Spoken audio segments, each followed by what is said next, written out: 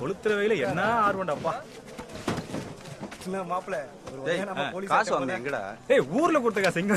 போடா தம்பி, பேரக்ஸ் எங்க இருக்கு? இதோ அங்க இருக்கு. சரி தம்பி. தலைவா, பையனை ஏதாவது ட்ரைனிங் விட வந்தீங்களா? ஓ, நானும் ட்ரைனிங் தான் வந்திருக்கேன்.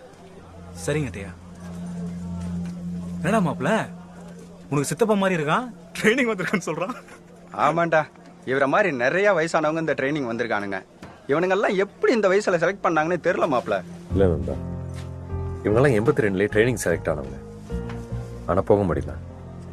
அப்போ நடந்த ஆட்சி கலைப்பினால இவங்கெல்லாம் ட்ரைனிங் போடாமல் விட்டுட்டாங்க. அதுக்கப்புறம் வந்து ஆட்சியெல்லாம் பல காரணங்களை சொல்லி ஆர்டர் கொடுக்கல.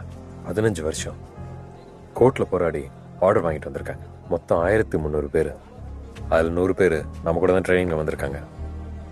28 வயசில் செலெக்ஷன் ஆகி 43 வயசில் பயிற்சிக்கு வந்திருக்காங்க. தலைவனை எல்லாம் ட்ரைனிங்காகவே செஞ்சிருப்பாங்க போல இருக்க.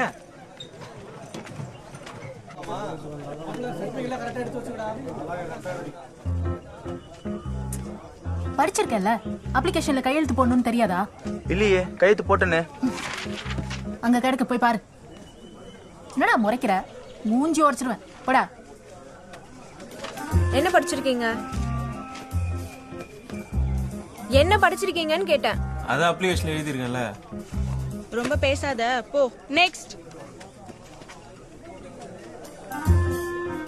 எம்ஏ கிரிமினாலஜி படிச்சிருக்கியா? எஸ் மேடம், அதுல மாப்பிள்ள யூனிவர்சிட்டி கோல்ட் மெடலிஸ்ட். அப்புறம் எதுக்கு இந்த வேலைக்கு வந்த?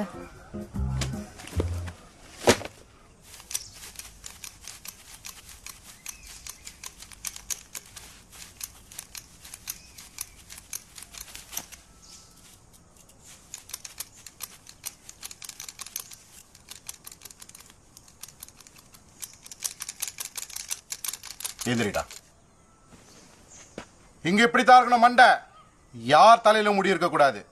எவன் தலையிலையாவது முடிய பார்த்த கொன்றுவேன்.